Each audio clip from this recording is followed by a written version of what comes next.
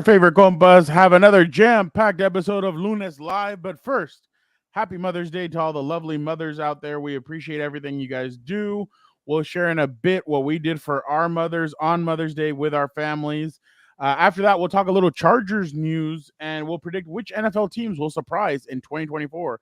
Plus, Vic, the producer, joins us for NFL Rapid Fire. And, of course, we cannot forget to talk about combat sports. And also, this is week 2 of No Dan and Dago. He should be back next week. So I know some of you guys are very excited about that. But also, we just wanted to thank you guys, the fans, the viewers, for helping us get to 10K subscribers.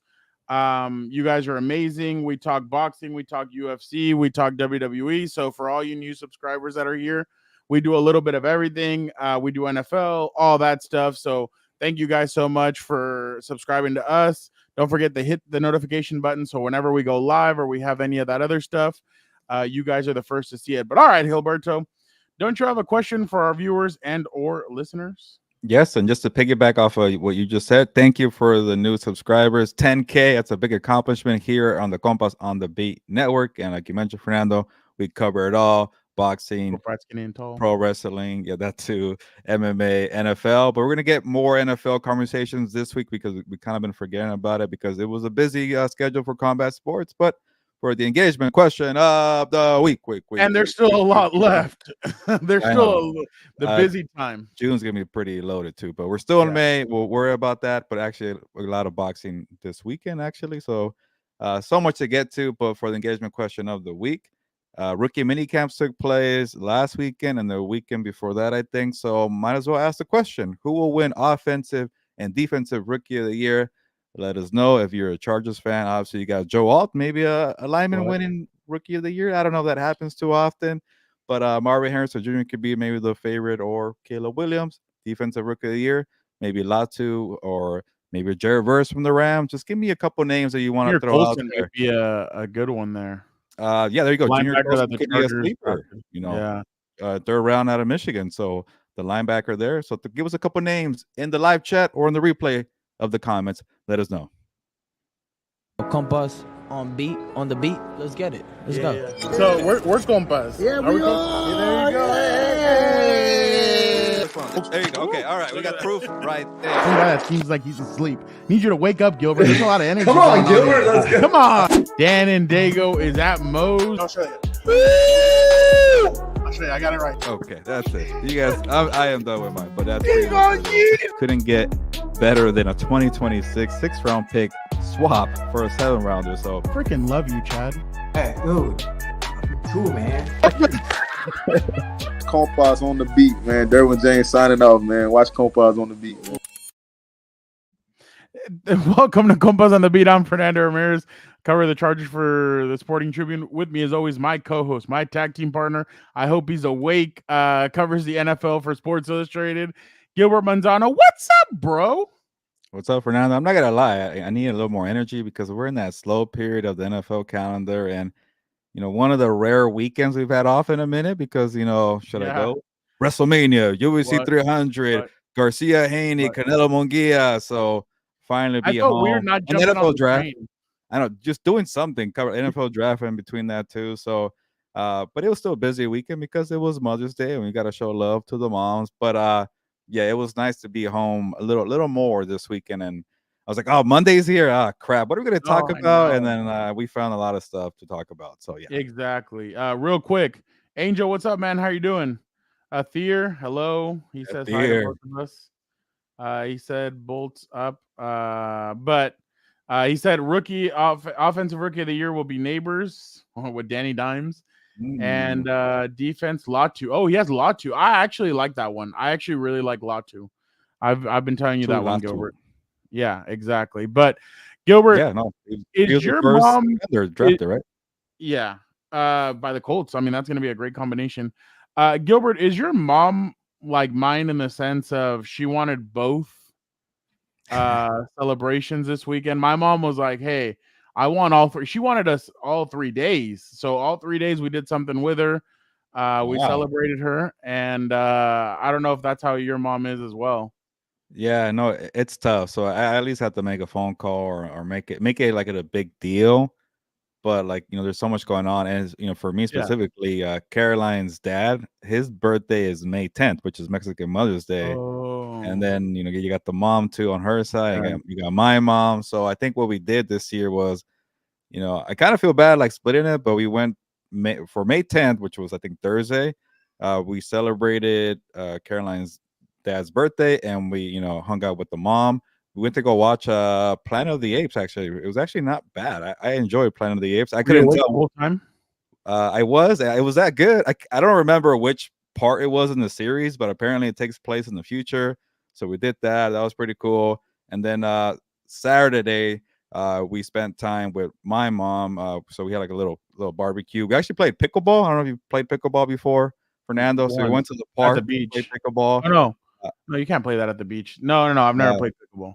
unless you found like a little court there. But we played, and then we had like a little like a pizza barbecue. We didn't want to cook. We got a little lazy, so all around lazy. I'm wearing a hat today. I'm not even shaving, so lazy weekend. But we did that on Saturday, and then somehow we kind of just said, well, Sunday it's actual Mother's Day. We took it off, Caroline and myself, and we just kind of hung around. It's been a minute.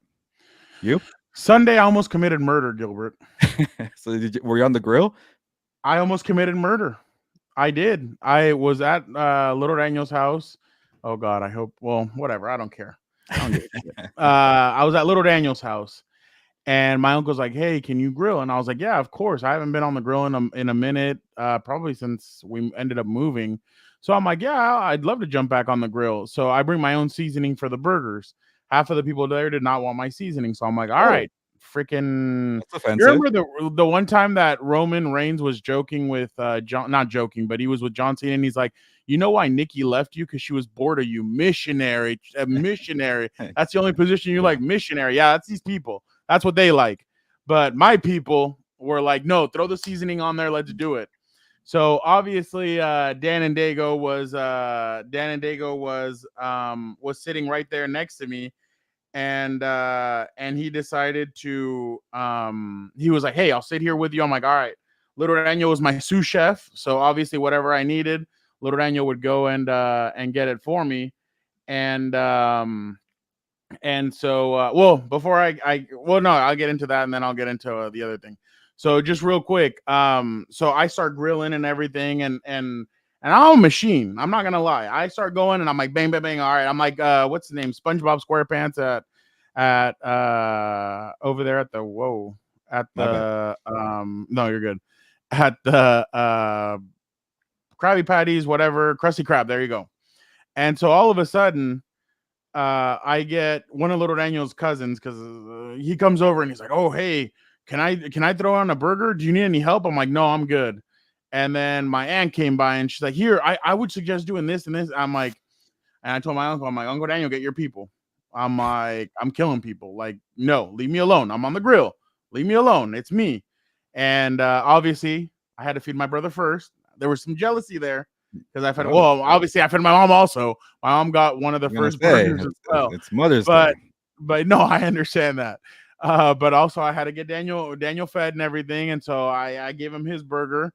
And Little Daniel, my mom, my sister, and my brother said that they were amazing. Nobody else told me anything. I was a little disappointed. Oh no, my aunt and my other cousin told me, and their dad told me that it was great. So I was like, all right. Nobody else said anything, so dead to me. But yeah, people were getting in my way. I didn't like that. I don't like that. Leave me alone. I'm in my own bubble. I don't need any of that. And then just real quick, just to give you guys a little Dan and Dago story. In the morning on Mother's Day, my mom and my brother and I got up early and we went to go watch Arsenal versus Manchester United at the bar with our compa Eddie. And Daniel wore sweats and everything, and he's like, "You know what? On the drive back, I'm gonna go like this to Uncle Daniel's house. F it, I don't care." And I'm like, "It's Mother's Day." He's like, "I don't give a shit. I want to be comfortable." And so he tells my mom that, my mom didn't believe him, and my mom's coming down the stairs so that we can leave, and then she goes, "Oh, my nightmare became a reality, I guess." I just started laughing, and he's like, "Mom, I'm not gonna change." And I was like, "Oh Wow. my god!" So this was You got a picture of him in sweats for with his mom or what? Look at that. Just Dud. that's such a coach outfit too. Where's the whistle at? Just need a whistle and you're good. Oh, that's what my uncle said. And everybody was giving Daniel like they were all giving him crap because he would not like they're like, you're such a coach. And he's like, well, yeah, that's what I am. And my mom's like, God, if he ends up making that like his complete career, like let's just say he makes it to college or the NFL or whatever, she's like, that's all he's gonna be dressed in. I'm like, and then Melissa goes, Mom, he's in high school and he's still like dressing like that. Like it's gonna be even worse when he's older. And so we just started laughing about it. So but yeah, everybody was giving him compliments on his I told him, like, you're the best looking guy here. He's like, you see that? He's like, why are we mad that I wore this? So hey, it was it's just good to look good in sweatpants. So I he's know. doing something right. Exactly. And I know we got to move on real quick, Fernando, but yeah. soccer related, I did start a new reality TV show, Trash TV, yesterday. I don't know if you heard of this one, but on Peacock, what you call it? On the cock? Yeah, on the Peacock. Apparently, it's like these 5 famous soccer players in a reality show to find love in the United States where nobody knows them. People like me, I have no idea who these people are, but they're like on a dating show, and they leave the UK, they leave Mexico, and they come over here where nobody recognizes them. And they you know the players? One, I think his name is Marco Fabian. Oh my God, he's doing that? Well, I don't know how he said he was on the cover of FIFA after hitting an incredible goal against Barcelona in like a friendly game a couple years ago, and off of that he got famous. He keeps talking about the gold medal he won in the Olympics too. But, oh yeah, he was on that gold medal team. And then there's a couple guys that I don't know. There's some player from the Netherlands who was in the World Cup. Was it interesting? It's pretty good. Ryan Bale, I don't know, something like that, or Babel. But it's Robin Van Persie? No, or something. I'm butchering the names, but it's pretty interesting. Check it out, and I do want to maybe reach out to some of these people to come on the show. It's actually a good show. Oh, I'd be down to do it. Marco Fabian would probably be the one that would do it. He loves. He's having a tough time. I don't want to spoil it, but yeah. I saw another show where they take men from the United States and take them to foreign countries. And they do it like none of the women in the house speak English, and it's like, can you find love that way? I was like, Jesus, like that's crazy. But just real quick, again, we want to obviously celebrate all the moms, celebrate our moms. They're our backbone. Without us, without them, we wouldn't be doing what we're doing. So we definitely appreciate our mothers, and Vic's mother as well. Sorry, Vic, I'm including your mom as well. So. Yeah, all the moms out there, thank you guys so much. And yeah, I'm definitely a mama's boy. I won't lie on that one. But all right, Gilbert. Let's move, unless you want to say something real quick. No, I'm with you. Happy Mother's Day to all the mothers here on the Compas on the Beat family. Yeah, I wonder how many how many people are with us, or how many moms are watch the show. Yeah, so that'd be interesting to know. Gilbert. God, we woke up to some crazy ass shit. Yeah, I'm sorry, I did it. But Gilbert, what the hell? Oh yeah, man, that was No, and Gilbert, that's not even the best part. What I loved was real quick. My bad, Vic. I'm gonna use it again. This was hilarious.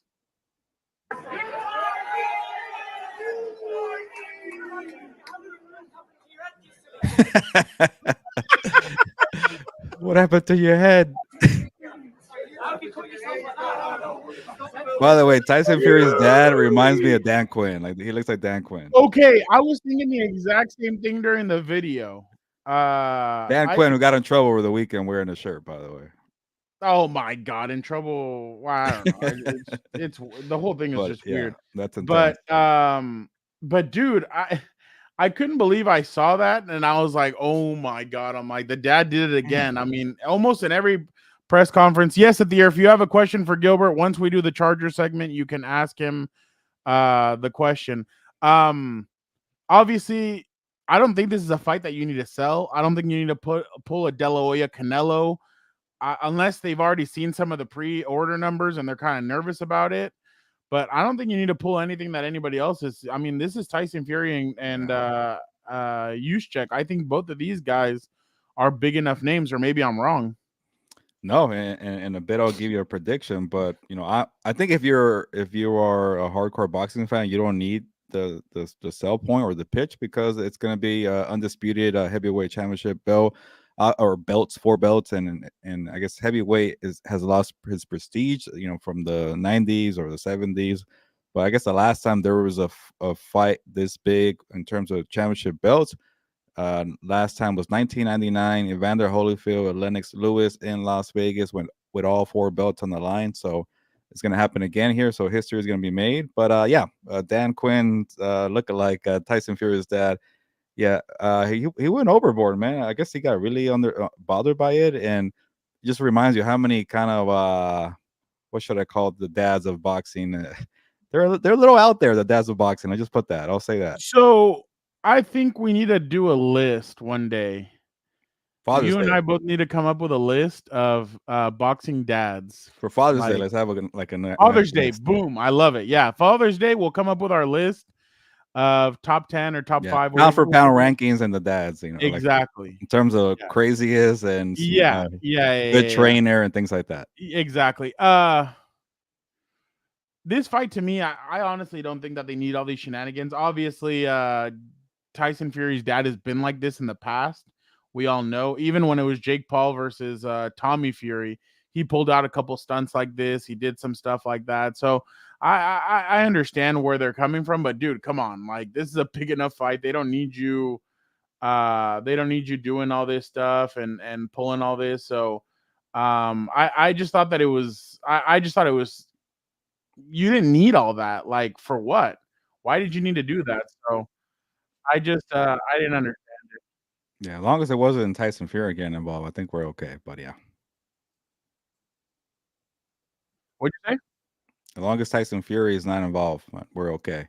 Oh, well, yeah, no, and that's exactly it. But it was so funny because Tyson even went at some of Usyk's people during the press conference. Me. Yous are all dossers. He's getting knocked out, and you two are going to be working for me, carrying me bag slinks. So remember that. Remember I said it on this stage. Let the fight go on. Let's get the press conference going, man sausage. win. Let your man And talk. let the belts come back home to Ukraine. Thank Rubbish. you, ladies I already and relieved one gentlemen. Ukrainian of all the belts. Glory and to I the relieved heroes. that idiot of the belts that I gave him, including me Ring magazine that I only vacated last year so I could win it back 3 times, sausage. Freaking Tyson Fury, man, he's wild. We need to get that dude on one day. I think we'd have I think we'd have a lot of fun with him on the show. Is it I know we're a little out of order, but you want me to give you a prediction? Just get it out the way. No, but yeah, I'm sorry. I kind of started. I should have. I wasn't sure. Should I give you more? Or No. not? No. This is the Fury. Let's knock it out then. And again, thank you to all. Yeah, let's knock it out. But again, thank you to all the boxing subscribers here on the channel. I've been seeing all the support from the boxing supporters here. There we go. Combat Compas. So Tyson Fury versus Oleksandr Usyk. Again, like I mentioned, all the belts are on the line, all 4 of them, or even the Ring magazine belts on there. And Fernando, maybe I'll surprise you here, but I'm gonna go with Oleksandr Usyk.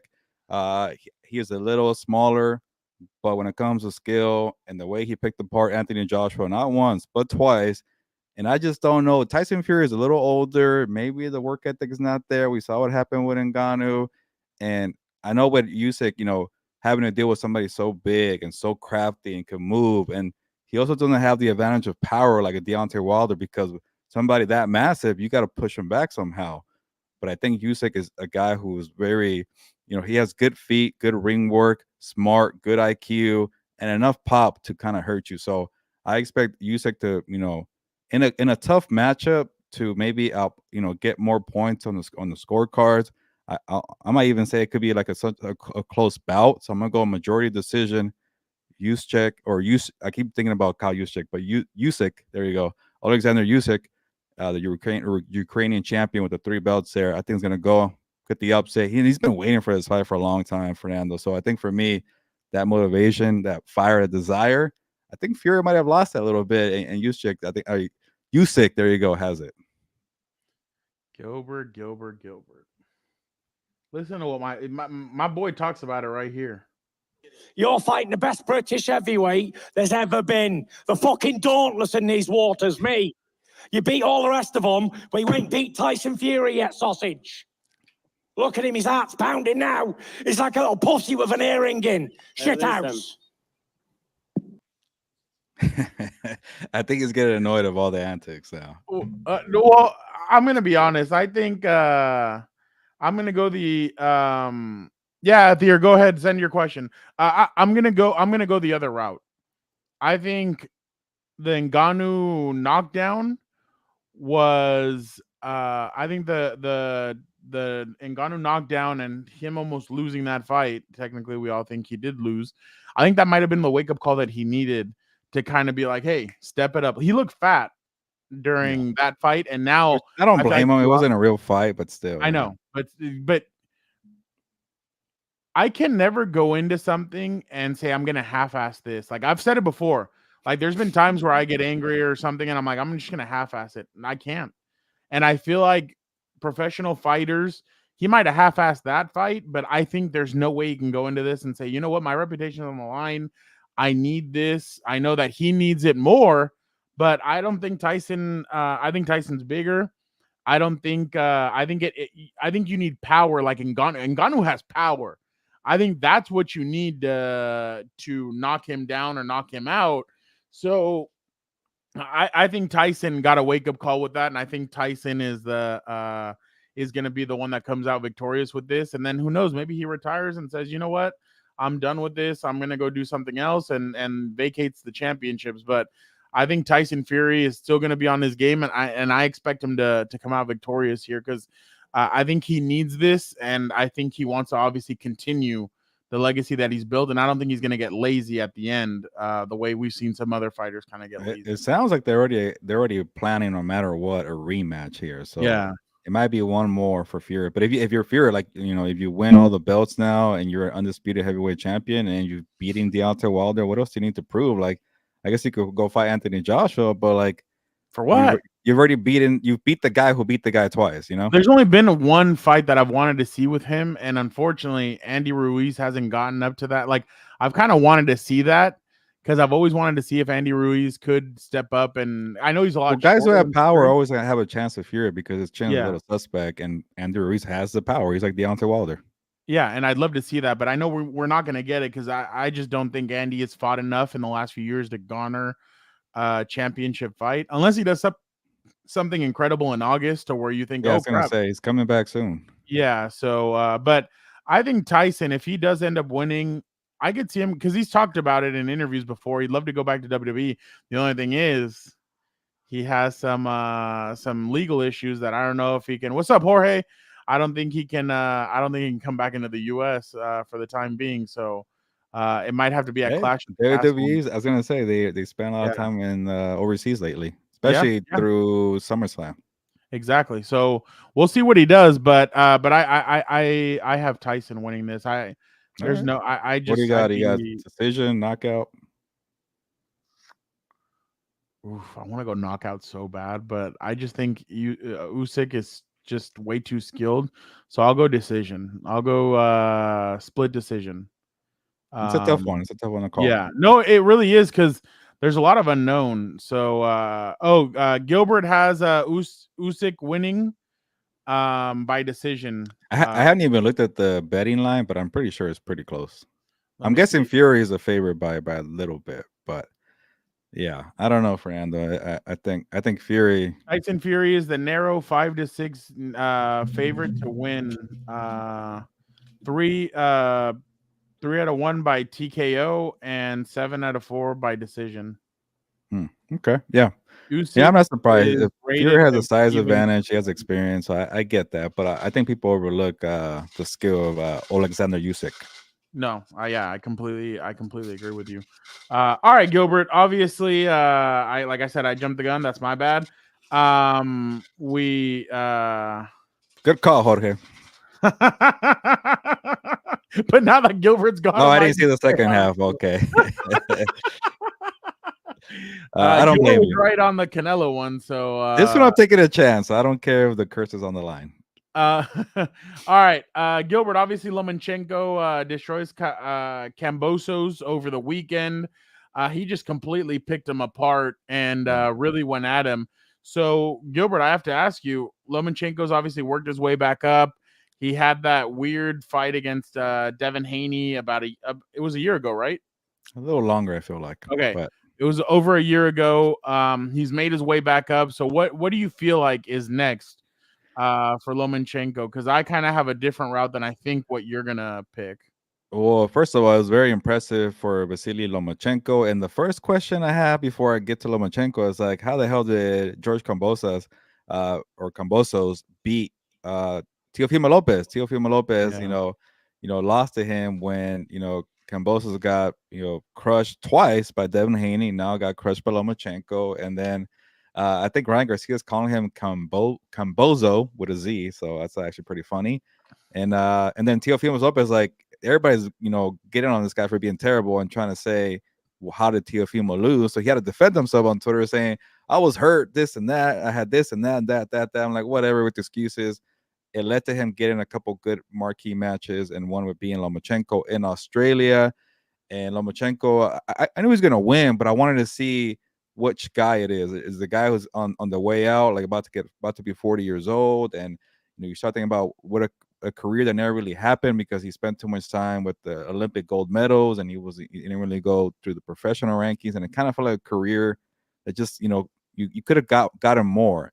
And now he might have one more run at it because the way he dominated, there goes a cat here, the way he dominated Cambosos in stunning fashion. I think the official and the trainer, wanted to end the fight at the same time because the towel went out in the ring, and then the official was like, okay, that's over with. So first of all, impressive performance. Now it's like Tank Davis is saying, hey, I want to fight him after Frank Martin. And I don't know, Tank, you shouldn't overlook Frank Martin because Frank Martin is a good boxer. He's talented, might be your toughest challenge of your career. But hey, all of a sudden, Gervonta wants to fight Lomachenko. Is it because, he's older? Maybe, I could take him on. I don't like that route. But hey, shout out to Devin Haney. Shout out to Teofimo Lopez. They all beat Lomachenko when he was a little younger. That's not an easy fight. I don't think Ryan Garcia could fight him because he's too small and he's too big. But Tank Lomachenko could be a good fight. The other I guess route could be Shakur Stevenson, but I don't want to see Shakur Stevenson. He's just a guy who's not being, I guess, marketed properly, or he's not doing his job to sell fights, and he's not really an entertaining fighter. He's a skillful fighter. He has a lot of defense, but Tank Davis and Lomachenko, that's a fight you want to see. If you're like kind of a casual boxing fan, get Lomachenko and Tank Davis in the ring. I think Tank will beat Lomachenko, but the Lomachenko that had the pop, the offensive arsenal, could come forward. He doesn't have the same defense or counter game because he lost some of the footwork that he had when he was younger, but he has good combinations. When I talk about Canelo and the combinations, prime Lomachenko had the same thing. So Lomachenko and Tank Davis will be a good fight, but again, it was very impressive. I don't think it's gonna happen because Tank Davis fights for PBCs where politics come in, and Lomachenko's with Top Rank. Angel says Lomachenko is one of my favorites.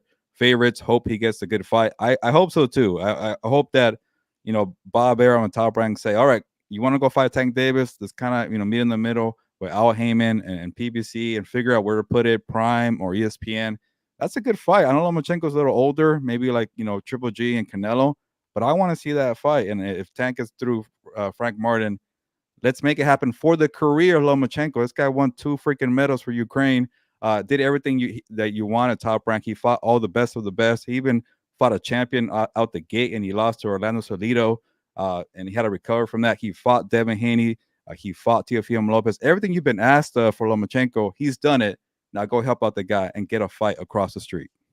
Dan O, we will get, man, it's like you have a copy of the script. We're going to get to your question right after we're done talking about Lomachenko. Delbert says Fury has slowed down and Usyk is going to be too quick for him. Sadly, Andy's a gatekeeper now, but rooting for him. And then Loma was a master again. Yes. Gilbert, I'm kind of going with I heard the announcer say this when I was watching the fight, and I kind of tend to agree with them. I think he's going to go Shakur Stevenson first. It's an easy fight to make because Exactly. they're both same promoter, but yeah. I don't know if Tank's going to fight after the year's over. Like, But real quick, Stevenson, I think he has one more fight July on his 6th. contract with Top Yeah. Rank. So after that, it might not be an easy fight because honestly, I don't think Top Rank is going to keep Shakur Stevenson. He hasn't done his part of being selling a fight, building a brand, and Top Rank is very quick to say, okay, you don't want to build your brand, we're out of here.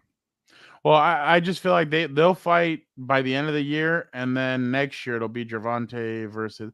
I don't know if Gervonta fights before the year's up, because when is his June 15th? He could, but I'm just saying, like, and then what's the money fight for him after that? So that's kind of my question. But I agree with you. I think Gervonta and Lomachenko would be literally, in my opinion, Lomachenko's last dance in a sense with his age and everything. Yeah, let him get that payday, man. Yeah, no, I'd love that. All right, Gilbert. A little bit of disappointing news, obviously. I'm sure for for people in general, because the numbers for Canelo versus Munguia came out. I think it was 520,000. I haven't seen it like from like the actual people that you trust in boxing, but a lot of people have already said 500,000 to 600,000 subscritions. Or pay-per-view buy. Sorry, Canelo and Charlo got 650,000. So yeah, a little bit down from that. Gilbert, is he still the king of pay-per-views, or is he starting to kind of, or is this the people telling him, you know what fight we want? And this goes into Dano's question. Do you think Canelo versus Benavidez will happen by the end of the year? But is this basically them telling him, hey, we don't want it, you know what fight we want? Well, this could be good and bad, right? Like, the good, it's kind of bad for Canelo. Like, I guess you're kind of taking a hit with pay-per-view sales and ticket sales, but because he made $35 million off of this fight. He's I guess there's no bad for him, but you're making $35 million off of one fight. What the problem is, Fernando, like when you guarantee so much money without the pay-per-view upsides, then you're banking on this to go over 1 million pay-per-views. The event loses money, but how many people are going to say, well, we're okay with taking the loss because we're going to promote Canelo? And a lot of people want to do that, and Canelo's been doing this kind of free agent thing since he left Golden Boy and Oscar De La Hoya. But now he's gone through DAZN, he's gone through PBC and Prime and Showtime. And if these companies keep losing money after a while, it's like, well, we've done the Canelo route. We've already promoted him. I think we're good. Obviously, one more player would be Saudi Arabia, right? They're going to throw money at Canelo because they want to do it. So I think Canelo is in good standing right now in terms of losing some money. It's not a lot of money, I bet. But Fernando, we saw it. I pointed it out at T-Mobile Arena. There was a whole section blacked out. I'm like, how the hell is this a 17,000 gate attendance when I see the whole section right there blacked out? I was actually surprised. I'm like, cool, 2 Mexican fighters. I know Munguia is not of a name of a Jermel Charlo or a lot of other people, but it's 2 Mexican fighters, and Tijuana came out and supported, but it wasn't a full house. It was still a good environment, but they didn't sell a lot of tickets. So that tells you people want to see, like Canelo, obviously in social media, we know because we benefit on Instagram and YouTube, still has a big name. But when it comes to actually giving your money, and a lot of things, Fernando, like honestly, I'll tell you the truth. I have no idea what the hell PLE was, and you kept writing about it in the newsletter. But I guess it's like the new way of saying pay-per-view, right? PPV. Yeah. And that's the way they should go. And boxing is so outdated with the stupid pay-per-views. I could send you a link right now, or you could send me a link saying, here, you can watch this for free. Yeah, a little buffering, but it gets the job done. Or let's go to a friend's house. People aren't spending $80, $90 for these fights. And I don't care that it's Canelo. Like, unless it's Canelo and somebody else, like a David Benavidez, that's really good. You could actually, there's times where I say, you know what? I will give you my money because I don't want to deal with the buffering. Canelo Alvarez and David Benavidez would do that. Canelo Munguia, Canelo Caleb Plant, Canelo Charlo. You ain't getting my money. I hate to say it, or I'm there covering it because I'm a good person, right? But yes, I think because you have Saudi Arabia still lingering to answer a question and with a long-winded response, there's still money out there for Canelo to be a free agent and not give a crap about. Like, Eddie Hearn might throw himself and say, hey, I have Edgar Berlanga. Come back to the zone. We need you. We need to sell more subscriptions. Take the guarantee money. Or Saudi Arabia saying, you want to fight Terence Crawford? We got $50 million for you right here. Just take it. But you're going to need somebody to really step up and pay him for David Benavidez. And I'm going to say that won't happen until Cinco de Mayo 2025. He'd be a year older, though. I'm going to go from the other route. Like, I'm just gonna use my brother as an example. Like Daniel won't watch like boxing fights. He'll be like, eh. Like he watched Ryan Garcia, Devin Haney, but he's kind of like, eh. And UFC 300 he bought because he's like, oh yeah, no, I want to watch this. Like I really want to see what they're doing. And then obviously he already said McGregor he's gonna buy because he wants to watch McGregor versus he wants to watch that pay-per-view, but he wants to watch McGregor fight again. So yeah, like you said, there are fighters, there are moments where you're like, yeah, I'll watch no matter what. And unfortunately, Canelo's kind of starting to dry out when it comes to that because I think people are trying to tell him, hey, we want the David Benavidez fight. I don't know if fans are too hyped up for him against Terrence Crawford. So I think it has to be like, I think the Benavidez and him have to come together soon and basically say, hey, well, okay, let's do it next May, but like do it in advance so that people actually are like hyped up and his next fight doesn't suffer if he really does do it September 16th or if he waits till the back end of this year. But I think Canelo and I think it benefits both Canelo and David Benavidez to get in the ring. Obviously, it benefits Benavidez even more, but still, I think Canelo does need this fight. I know he said he doesn't, but I really think that he needs it, to be honest. Yeah, no, I'm with you, but I think it's gonna be one more fight of kind of waiting because people will pay him, but after a while, it's like, okay, you've done enough. Let's go to Cinco de Mayo and start like a bidding war between, you know, you want to fight Benavidez and you want real money, like come over to PBC again. Yeah. All right. Let's move on now to some quick WWE talk, Gilbert. All right. I don't know. Yeah, I'm cool with it. Okay. All right. Cool. I want no. sure. Yeah, no. I was just like, okay. Gilbert, obviously, this last weekend, last Friday, the general manager of SmackDown comes out. Oh my God, I blinked on his name. He's married to Mickie James, though. He won, obviously. But the general manager comes out and he says, Cody, I got your next opponent. Here comes Logan Paul out. And everybody's like, Logan Paul? Like, why? They're going to Saudi Arabia for the King and the Queen tournament, obviously. And I'm actually intrigued by this matchup because I think 2 or 3 matches into Logan Paul's career, he fought Roman Reigns in Saudi Arabia.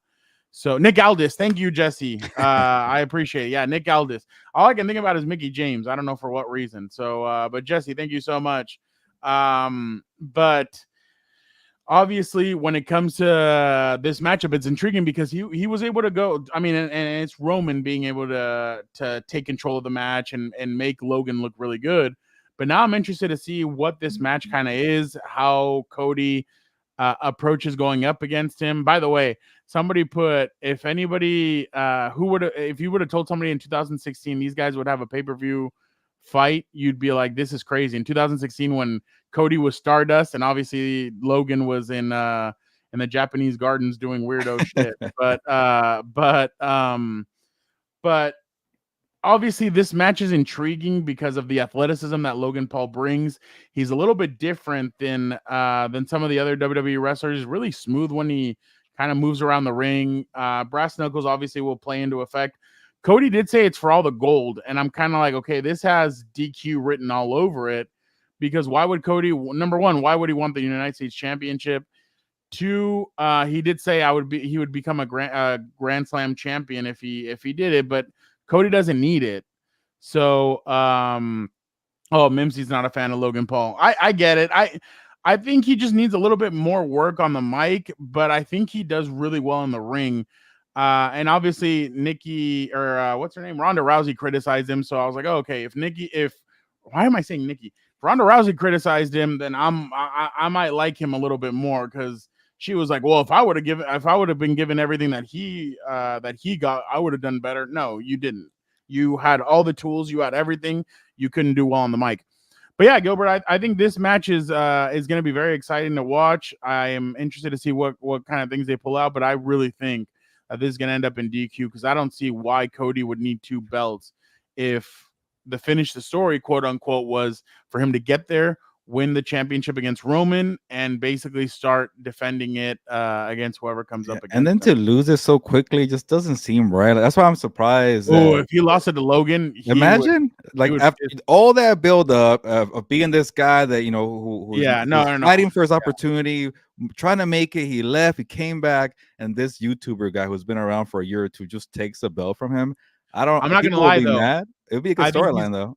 I think he's, I know. I do think he is going to be a future world champion. That's what I'm saying. So I felt like, why are we doing this now? Maybe his storyline is like, you know what? I got my early shot with Cody Rhodes. I'm a better person from that. I'm a better wrestler all around, and comes back a year later to do it again. But it kind of feels very quick. And also to your kind of your point, Fernando, it's a maybe a little slow period for WWE, and they want to build something here. But they had a good backlash, like you mentioned. But to read what Angel said, Logan Paul is a bastard scammer. How his career is still on the up amazes me. Exactly. So imagine if he wins, keeps both belts. No, I okay. It's scripted, Mimsy. So I will pick Logan Paul just for that. That's a good comment. Go ahead. You were saying no, that's it. But you know what? I want to choose chaos. So Mimsy, I'm gonna do you a favor, and I'm gonna pick Logan Paul to beat Cody Rhodes, because the more I talk about it, hey, maybe you kind of built something up here for SummerSlam, and you know what? Try to bring the belt back for Cody. There you go. You're welcome. To Angel's point, I'm surprised that the WWE is doing as much as they're doing with Prime, because he's getting endorsements and sponsorships from WWE. He's getting it all. I've seen some stories of like nurses saying that they've had young kids in the emergency, and allegedly from kids that have drank too much Prime and what it has in it and all this stuff. So I'd like to see what all that kind of goes for in the future, allegedly again. But I'm interested. It's going to be bad for WWE when the Prime's all over the ring. Yeah, because I know they did it at WrestleMania. They put the logo on there. I would have rather something else, but it is pretty. Do it again for Backlash too. Like I think so. No, King, no, they didn't do it for that. I think they're going to do it for King and Queen of the Ring. So I'm interested to see that. But I think this match is going to be great, though. I think it'll be something interesting to watch. I think they need to do a little bit more work with Logan when it comes to being on the mic. I still think he needs. I mean, and the guy is a cocky bastard, but I think he still needs a little bit more cockiness to it. I feel like sometimes he gets a little timid with what he's going to say, but I am Prime is the official drink of the Dodgers and Lakers. Is this true? Bullshit. But yeah, I think, and I think UFC is doing something with no, they're body armor. I feel like it's like lazy marketing, like, oh, the young kids like Prime, well, let's get on that too. And I'm like, all right, whatever. Replace Prime with OnlyFans sponsorship. You know, it's funny. Somebody did. What was it? What fight did we see? Oh, was it the Ryan Garcia? That it was sponsored by OnlyFans? Yeah. OnlyFans. Yeah. So there you go. They're all over combat sports. And by the way, I'm gonna make an OnlyFans account where people have to pay me to make predictions for the opposite way. Because say you want your team to win the Super Bowl or whatever, I don't care. I'll be on. They more money on OnlyFans, so I'll do it in a tank top, and I say, which team do you want me to go against? And there you go. I think they would pay you to put clothes on. But yeah, no, I'm definitely. Why you gotta offend me for now? That one hurt. The whole being cursed, but you just called me ugly. That one hurt. No. I wouldn't do any of that. But by the way, Dan watched the cruise thing, and he started laughing when he was like, I did not know what you were gonna say, and all of a sudden you just pull OnlyFans on the cruise ship that I go on. I'm like, heck yeah, I'm all down for it. So yeah, I've seen that, Mimsy, that there's a lawsuit against them. That's why I said I'm surprised that I've never had it, so now I'm thankful for that. So I did Delbert said you walked right into that one. But I had one sip, and when they said it was natural, I'm like, there is no way this is natural. Like, it just tastes, it tastes unnatural. It's always too good to be true.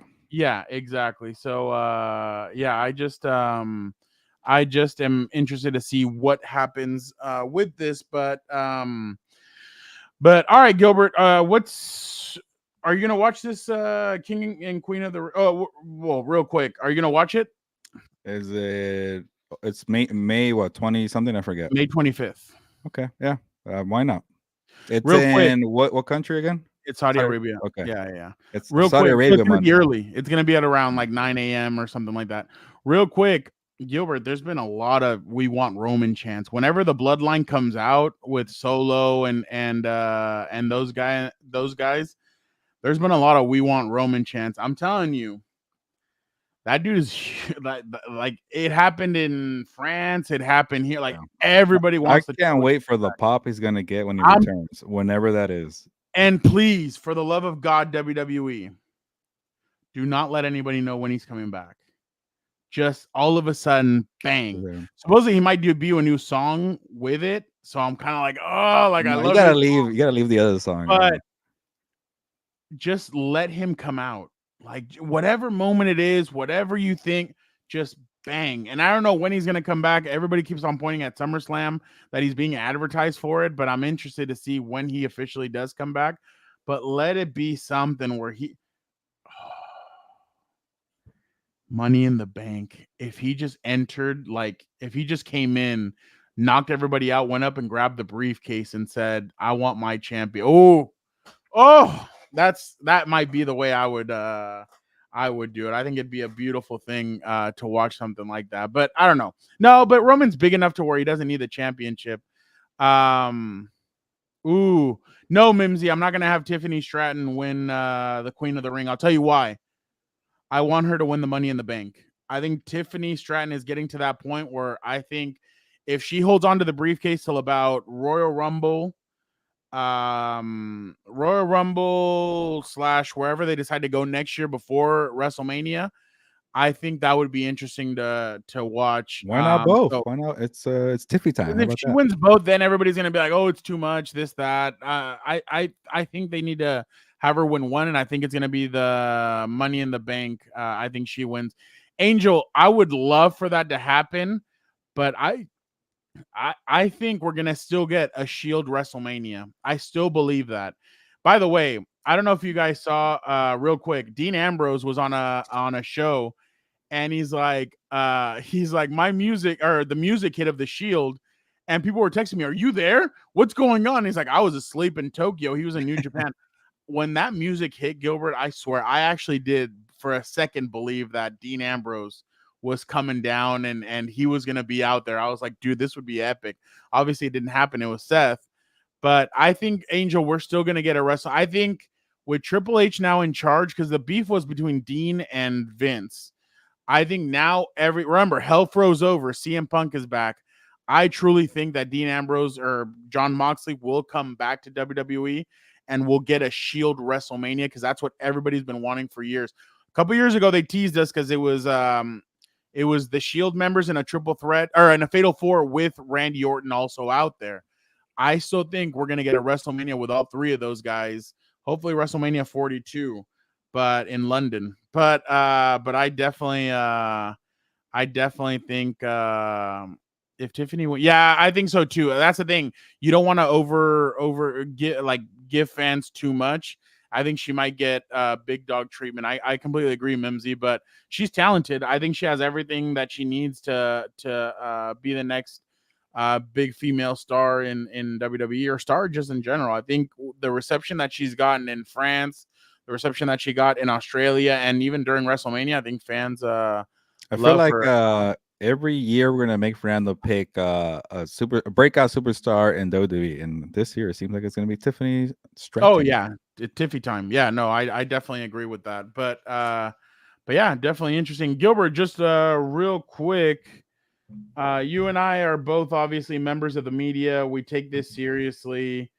We love what we do sometimes, but there are times where, in the words of, can I say what Uncle Joe says, or I can't?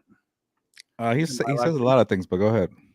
There's a lot of fuckery that happens, Gilbert. Okay. That's like your third F-bomb today, by the way. Oh, have I thrown out F-bombs? A couple. You got mad during the whole grilling session, and you got. Oh, did I say? Oh, I apologize. Kid show. I apologize for that. But Gilbert, obviously, during during this UFC event. What was it? UFC. It was like a fight. Lewis It was like a fight night. Yeah. fight night. Derek Lewis. This question was asked to Dana White. We were talking to Derek Lewis this week, and he had mentioned that he might have been in talks with WWE as well. Oh wait, this is fighting my bad. I got the wrong one. That's my bad. I didn't mean to do that. That was Derek Lewis, WWE. Yeah, so Derek Lewis has been talking to WWE about potentially jumping. I can see over it. there. He's really funny on those post fight interviews with Joe Rogan. I thought exactly the same thing. I'd love to see what he could bring to WWE. Let me look real quick for the other one. Again, that's my bad. Oh wait. Oh no. Yeah, I sent it to you. Unless I didn't add, did I add it to the rundown? Maybe. Oh yeah, you did. You did. Let me grab it from there. I apologize. Let me. No, I'm not even sure anymore. No, you did. You did. No, I don't no, I didn't do it. But oh, okay. That's my bad. Yeah, no. That was my bad. Let me grab it real quick. While you're doing that, Fernando, let me talk about real quick about the John Jones dilemma to get some UFC conversation going. And John Jones, he annoyed a lot of people last week because, or 1 week ago, he got people excited for the Alex Pereira potential dream bout. John Jones said, "You know what? I'm interested in Alex Pereira. Let's make this happen." And then a couple of days later, John Jones was like, "You know what? I owe it to Stipe Miocic. Did I get that right? Stipe Miocic, that I'm gonna fight him because when John Jones was gonna fight at Madison Square Garden at UFC 295." They were the headline bout, and John Jones got hurt, and I think he feels like he owes it to Stipe, but Stipe hasn't fought like I gotta double check, but it said 2021, and I find that really hard to believe. That could be why there's an uproar. Stipe hasn't fought in a long time, and you got two very good fights. One's better than the other. Alex Pereira is a better one, and then Tom Aspinall is a very good second choice. And you're gonna go fight Stipe. So a lot of people are very, very upset. Let us know in the comments too about this one, which fight you want to see. But I bet you there was some kind of poll, and then the UFC ran it with Dana White. Stipe and John Jones would be dead last over Aspinall and Alex Pereira. So I want to see John Jones fight one of those two guys. I get what John Jones is going through. Like, hey, I owe it to the guy. I'm the one that pulled out. I love that aspect of it, but it's kind of like, we'll be okay. That time has passed. That time has passed. Maybe, but also Stipe maybe saying, you know what, I need my payday, or maybe it's okay. What he hasn't fought in 3 years. Who knows? But yeah.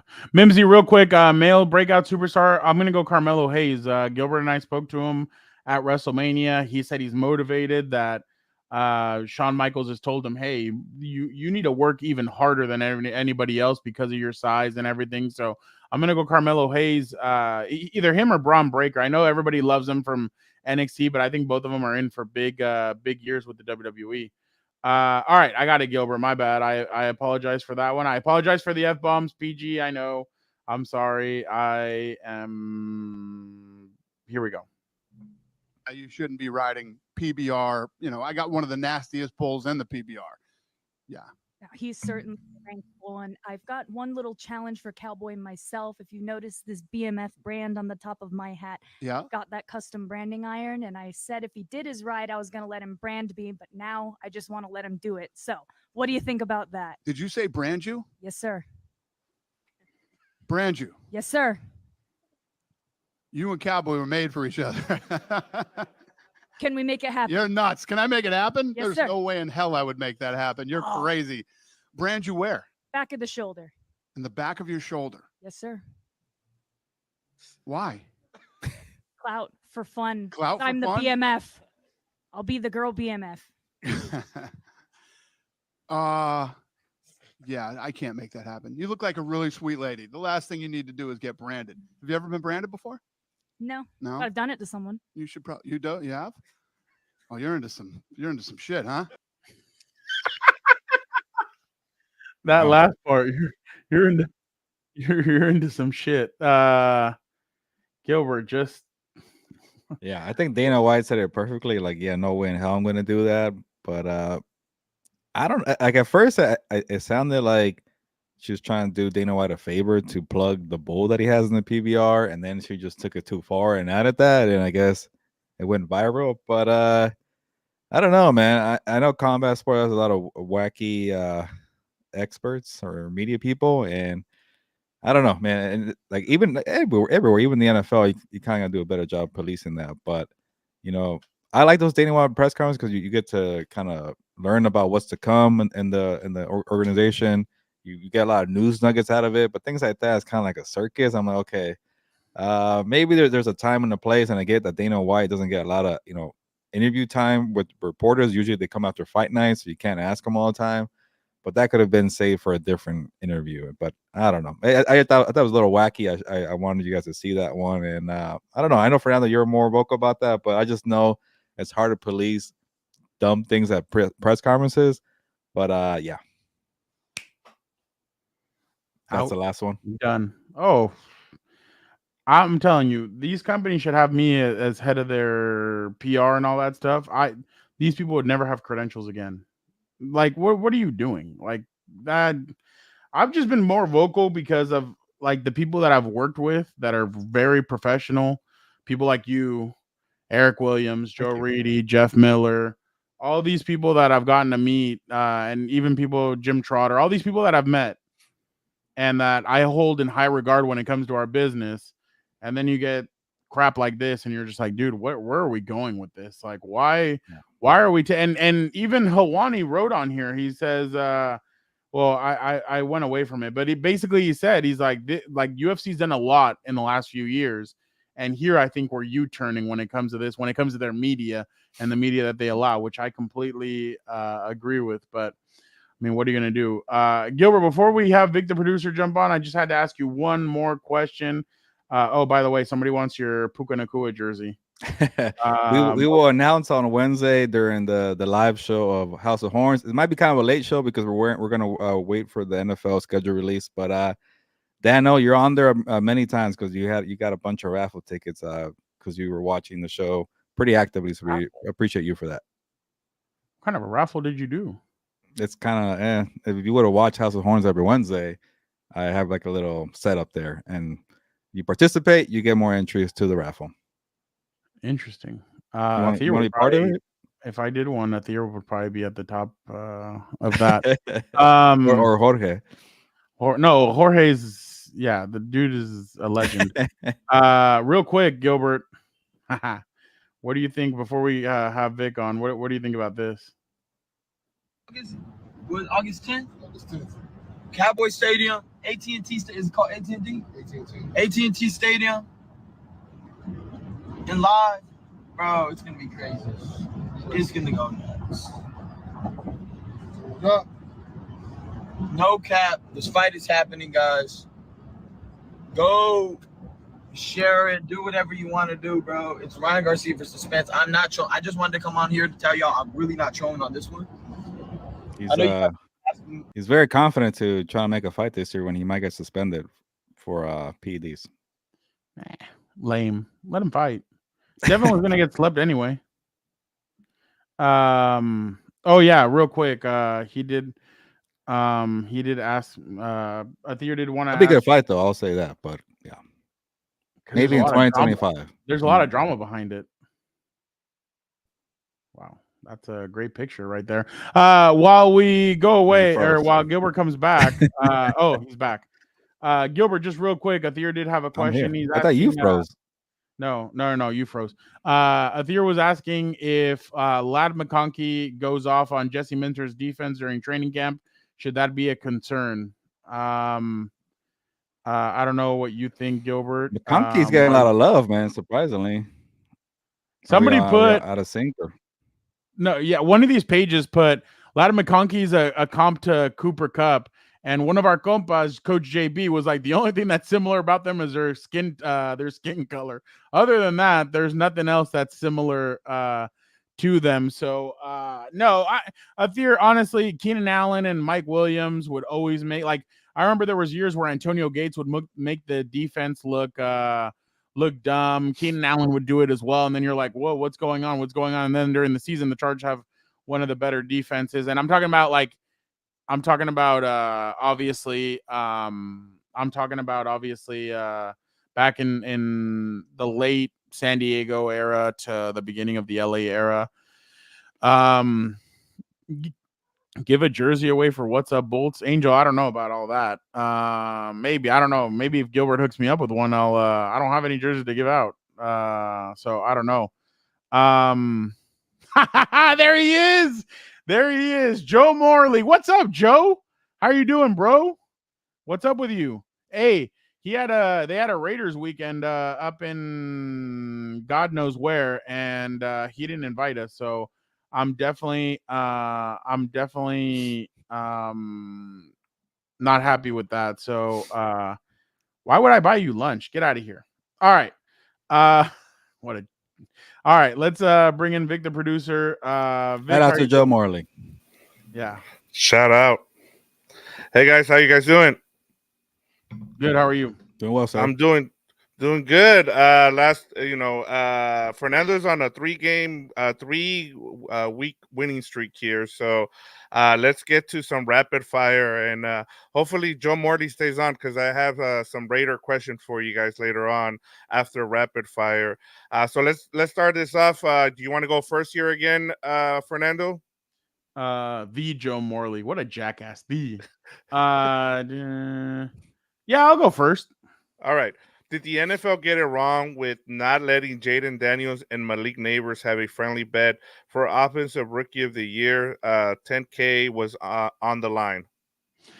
I think Malik Nabers and Jayden Daniels got it wrong for saying it out loud, but I think they should have just kept it to themselves. But I still remember a couple of years ago, a media member tried to ask Joey Bosa if they do steak dinners and stuff for sacks and all this stuff, and Joey's like, no, because betting's illegal.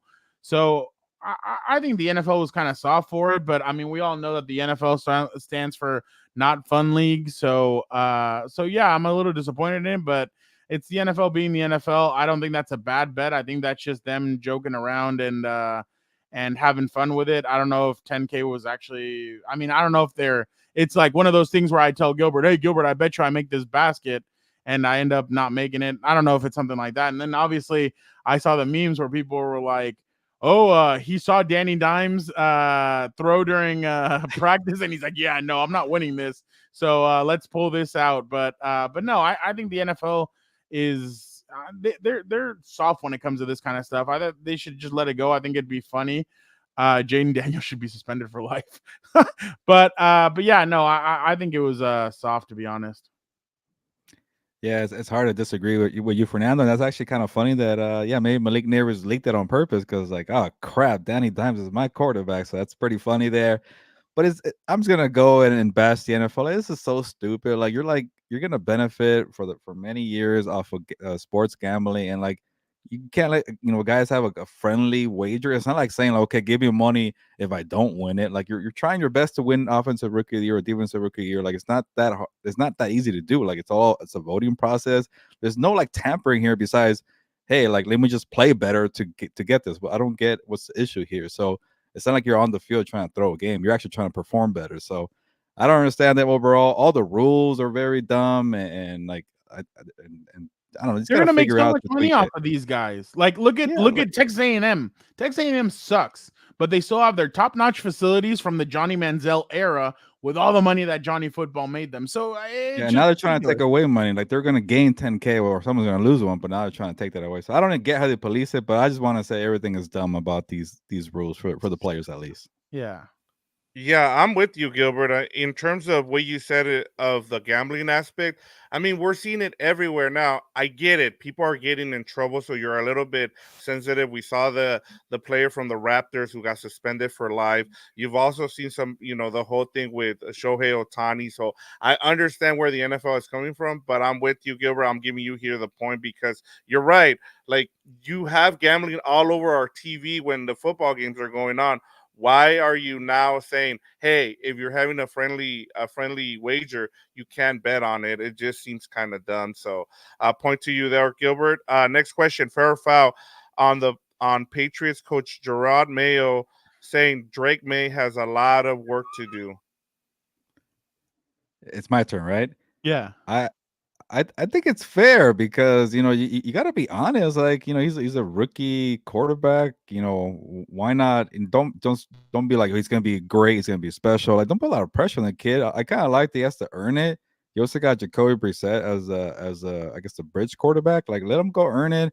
I think Drake May is gonna be a good quarterback, but you can't just give him everything. And also like when you give somebody everything, especially on a bad roster, like can you name a couple of receivers on the Patriots? Can you name like their offensive line, like or their tight end or whatever? Like, yeah, is that guy even good? Juju Smith-Schuster, like they don't have a lot I there. love how So you knew. yeah, it's a lot. It's a lot to work with for Drake May. So hey, if Gerard Mayo, like you want to kind of establish yourself as this hard ass, and you got everything has to be earned, not given. As a first year rookie head coach, I like it, and go after the rookie quarterback. Why not earn your stripes that way? But we all know what happened with Justin Herbert and Anthony Lynn. Fernando Anthony Lynn tried being the tough guy, and everybody wanted Justin Herbert. So hopefully Mayo sticks to his guns and say, you know what, you have to earn it. You got to work hard. You got to do it in practice. So he's off to a good start. But when people start screaming at you, put it in the first round pick. We want to see it. You can't in the cave. I'm gonna go the complete opposite. I don't think the media is the way to go when you're a rookie head coach. You have a rookie quarterback that just got drafted. I didn't think the media is the way to go. I think if you tell him, hey, you have to earn it, you have to do this, you have to do that, and you're honest with him in person, that's great. But now the media is going to be looking at everything. I'm sorry, the media is going to be looking at everything to nitpick off of this kid, and they're going to start writing all this stuff. They're going to be writing all these pieces until the kid plays a game, and that could get to him mentally. And I'm just surprised Gerard Mayo being a former player and he was on staff, seeing what happened with Mac Jones and everything. I'm surprised he took this approach because now the media is going to be bashing him and they're going to try and nitpick everything that he does. And that could mess with this kid's head, especially if he doesn't have a good environment around him where he's kind of like Justin Herbert, where he ignores the media. He ignores everything that everybody says about him. So I just, I don't really like it. I think he should have kept it in house and just told him, hey, I think you need to do this. I think you need to do that. If I'm being completely honest. Yeah, and I agree here with Fernando. I give you here the point, and the reason is Gilbert and Fernando is because look at who he's replacing. I get it. You had Mac Jones in between Tom Brady, but you know how rabid that fan base is. Why are you giving them any ammo here to be able to just say, oh, he's already going to be a bust? Look at what's going on. And also, like Gerard Mayo, like look at guys like, who he's kind of being compared to, like Antonio Pierce, or even our guy from Detroit.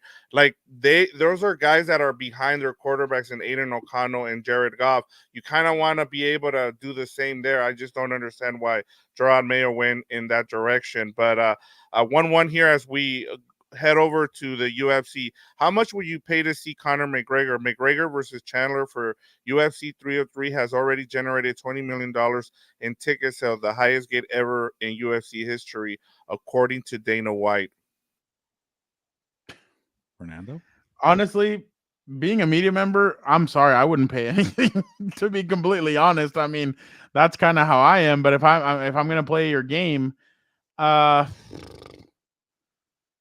$250 to $300. I don't think I'd do more. And I know with that price. Huh? No, I know. Then that's the thing. I'm not willing to spend a lot of money to go to a sporting event now. So that's kind of my thing. I just wouldn't do it. I'd rather sit in the comfort of my home. We've seen what happens at a lot of these events. There's a lot of fist fights, people getting into other people's faces, people are drunk. Why would you want to deal with all that chaos?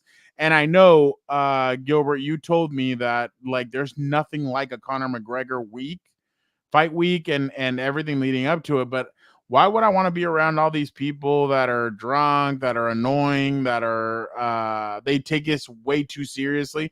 I'd rather sit at home, and then Gilbert, we've eaten some of that stadium food. Why would you want any of that? So I'd rather chill, make some wings, grill something, do something. So yeah, I'd rather be in the comfort of my own home instead of paying for that, to be completely honest. I know that's a boring answer, but that's just my opinion. I was going to say, I got to say, I thought this question was for you because you love Conor McGregor. He can't do anything wrong in your eyes. So I was surprised. What does that mean? For me, I'll try.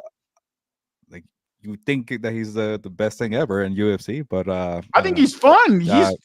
He's electric. He talks a lot of crap. Why wouldn't I think well, he's that's what fun? I'm saying. Put yourself in those shoes of being somebody who wants to watch him, but I guess you didn't want to participate. No, but I did participate. I just said that I will pretend that I have money, and because now okay, not have to be the if negative, we're going that route, but I will be the negative one because it's Conor McGregor. He's cool. It's fun, but like Mimsy said, a little washed up. His antics get a little tiring, things like that. So I don't know if I will pay that much money, but I think I'll pick it up. Like if I have money, Fernando, and I get to go watch Conor McGregor, and I haven't done it at this point in his career, I think I would go like $500. You know, if I have the money. I'm just saying, but. You know, in terms of like seeing like a legendary fighter not in his prime, I think I'll go for like $500. Wow, you guys, you're spending a lot of money on there, and I guess that's the going rate now. I mean, honestly, if you spend between $500 and $1,000, I think that's pretty much the going rate. So I'm with you, Gilbert. I think that's pretty much the going rate. Whether like even for a Canelo fight, like those big fights, you want to be there for the spectacle. I mean, I remember Mayweather McGregor, and like I didn't think it was gonna do that much. I was wrong about that, and it ended up making so much money, and it became such a big spectacle because of McGregor. And I think same thing. That's why Mayweather fought him. So I give you there the point. Moving on here, back to the NFL. Give us one team, Gilbert, that won't make the playoffs again this season, and like just give me like not a team that I guess what would be the best way to put this? A team that made the playoffs last year that's not going to make it this year? Yes, there you go. Gilbert, the teams were Is it me? Yeah, it is you. I forgot. Okay. Gilbert, by the way, is our Wi-Fi all crappy? Because I can't tell who's freezing and who's not. But yeah, it's you.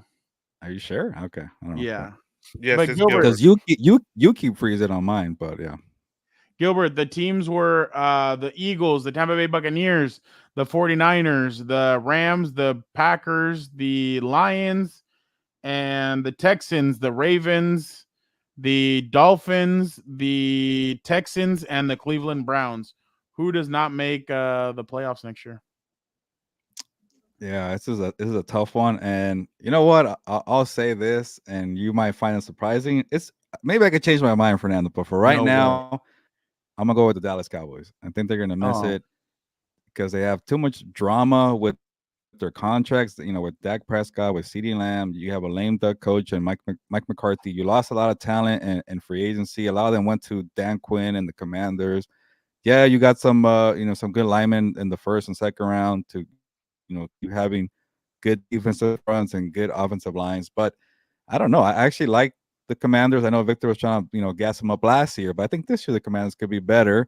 I don't see anything with the Giants, but I think the Commanders and the Eagles will be pretty hard to beat. And I say the Cowboys miss out. Maybe it'll be like a fringe wild card contender, but I'll say they miss out because they just have too much going on, and it's going to collapse with all the drama, I feel like. You know what's crazy? I want to say the Houston Texans, but I'm gonna hold off on that one, and I'm gonna go with Joe Morley. I think the Miami Dolphins are gonna miss it, and I think there's gonna be a lot of turmoil when it comes to this because shout out to Dan and Dago because I when you look at the Dolphins, I didn't like the Odell. Why are you getting Odell Beckham Jr.? What for? Like what's he really gonna bring to your team that the other guys haven't brought? I think towards the end of the season, everybody figured out their run and gun offense. Everybody was very excited about it. I think I don't like their offensive line. I think it's a year older. Their defense is going to suffer. I really think their defense is going to suffer. Christian Wilkins is now a Raider. Xavier Howard, with all his issues and everything, he's now not there. You're going to leave Jalen Ramsey on an island. I like their safety from Oregon. I think that kid, Javon Holland, I think that kid's really good. But I just think they're I just think the two edge rushers are recovering from torn ACLs. That too, exactly. So I just don't think the Dolphins are going to be that good, and I think it might cost Mike McDaniel his job, especially because I think last year people thought that Tua had a solid year. I think he's going to regress. And I don't think their run game is going to be as good as it was last year. So I'm going to pick the Miami Dolphins. I don't think they're going to be as good. Yeah, exactly. They're building an Olympics track and field team. I just don't think they're going to win football games with it. I think they're gonna be worse than what people really think. I'm gonna say I like everybody's pick here. You know, Fernando with the Dolphins, Gilbert with the Cowboys, even Atir with the Browns, Joe Morley with the Dolphins as well. I mean, even Mark Madlock saying the Bills take a dump. I mean, I'm. You know, I always ask you guys this question. 5 new teams are gonna make the playoffs. 5 new teams are gonna, not make the playoffs. And out of the 2 points that you guys made, I thought Fernando made the best point in terms of what the Dolphins lost. And then, I've also talked about, that offense, that Dolphins offense and how everybody has kind of caught up to it now. And so I'm going to give Fernando here the point. And I also have one more question. So I kind of wanted to tie it up here. So the last question as we go in, with Fernando on a 3-game winning streak here. If Tyson Fury were to return to WWE, who would you like to see the heavyweight champion feud with? Oh, easy. Drew McIntyre. I think him and Drew McIntyre on the mic, I think they would be hilarious. By the way, credit to Tyson Fury. Last time he was there, he didn't curse all that much when he was promoting and doing all the stuff that he did with Braun Strowman. But I'd like to see him and Drew McIntyre kind of go at it. I'd love to see what they would kind of throw at each other. I think it would be very exciting to see him and Tyson kind of get into it. So I'm going to go with Drew McIntyre. I think that would be perfect. And, when you get English people versus Scottish or versus Scottish people, it's going to get interesting. So I definitely want to see that. All right, Fernando. Not your boy, Logan Paul. He's been getting handed everything. So maybe he gets a feud with Tyson Fury. So no, I want something more exciting. Your boy Logan Paul. Not my boy. I'm just telling you guys what I see and the way WWE is pushing him and the way they're doing everything with him. I'm gonna do your boy rankings. It's gonna be Conor McGregor and Logan Paul and who else? But it'll be like a future show. But to give you a real answer, I'll go with Damian Priest. I just really like the Judgment Day angle. Maybe it could be like Tyson Fury against everybody. He's a big monster. He's a heavyweight champion against another heavyweight champion and Damian Priest, and you have to deal with Dominic Mysterio. We'll see if Rhea Ripley comes back soon, but you got everybody else. Rhea's hurt. They're taking L. Like it's been hard to be a Judgment Day. Maybe that's why Damian Priest got the championship belt, because you got to keep that going. And I'm a big fan of Damian Priest. I love what he did with the Bad Bunny storylines, the good one and the bad one. And maybe if Fury comes back, keep building that heavyweight reign or title for Damian Priest, because I feel like you mentioned, he's gonna lose it at SummerSlam or lose it. We're all waiting for him to lose it. Hey, add a little wrinkle to it. Why not? Yeah, I'm with Gilbert here. I mean, I like that storyline in terms of like with Drew McIntyre. I kind of want to see what happens with him and CM Punk. So that's the only reason I would be against it, especially if Tyson Fury comes back if he's the one that comes back to WWE this year. So I'm giving Gilbert the win here just because I kind of want to see him go up against the Judgment Day if they end up coming back healthy. But as Fernando pointed out, they're starting to lose. But Damian Priest would be a cool kind of, him feuding with him would be there. So Fernando's winning streak comes to an end. Gilbert, congratulations. I'm going to say, you felt bad for me, right? You gave me that one because I've been losing. So I appreciate that. No, I did not do that. Joe Morley, I expected more from you.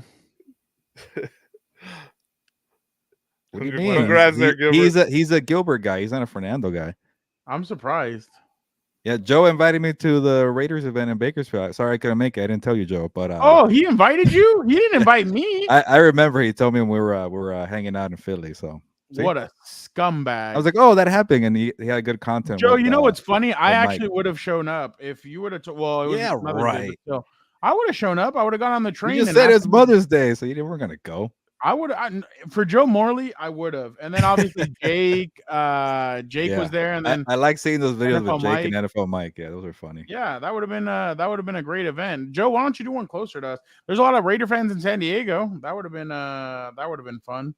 Well, that's a great segment for our our 10 minutes with the Compas here. So let me start off since Joe Morley's still around, and I kind of want to start off our NFL segment here with some NFL stuff. So the Raiders, as we mentioned on the show last week, will be holding their training camp in Costa Mesa, and it has been reported that the Raiders cannot open their practices to the general public because the Rams and Chargers have territorial rights in Southern California. This does not apply to the Dallas Cowboys because they were grandfathered in when the Rams and Chargers moved back to LA. So should the NFL allow the Saints and the Raiders to open practices to the general public when they're here in Southern California, guys? Whoever wants to start, go ahead and I'll go first because I'm already on the screen here. Yes, freaking yes. I was gonna say a different F word. Yes, let them have fans. Like, don't be intimidated by Raider Nation, Chargers fans or Rams fan. Like, Southern California is a massive area, like LA County, Orange County, Ventura County. Like, what the hell were these old Stone Age rules where you can't, like, territorial rights and like what the hell is this? Like, this is my land or you're coming to my territory. Like, it's not a gang war. Like, like, can we just all watch football and choose what you like? Like, what's the problem here? So if you're the Chargers or you're in the Rams, just say who cares? Like, the Rams are out there in San Fernando Valley. Like, it's LA. No one's gonna drive. Like, you choose where you want to go. Like, if you're a Chargers fan, you're not going to Costa Mesa to see the Raiders because they're rivals. So, Costa Mesa is so far away from El Segundo, far away from Woodland Hills. For Cowboys, Oxnard is super far. I guess the only kind of issue is the Saints in Irvine and the Raiders in Costa Mesa, but they're different conferences. Like, they're not even rivals. Like, who cares? Like, let the Saints, let the Raiders do their thing, and let the Chargers have their own, I guess, event at the new headquarters. So to me, LA, like, if you want to make one exception, Southern California is it. It's massive. No one's gonna drive. Like, no one's like, you're gonna go where you want to go and let people have their choice. I think it's more on ownership than it is on the fans. I don't think the fans are the ones that kind of care. I think the fans are going to be like, "Oh, we'll be in El Segundo." The other ones are going to be like, "Oh, well, we're up in wherever," and all that. I think it's more on ownership, and I think it's a damn shame if they don't allow this to happen. Because if I'm the Raiders, then I mean, come down to San Diego then and do your training camp down here, and nobody's going to fight you on it. So I just think it's a disappointment because obviously Raider fans are huge.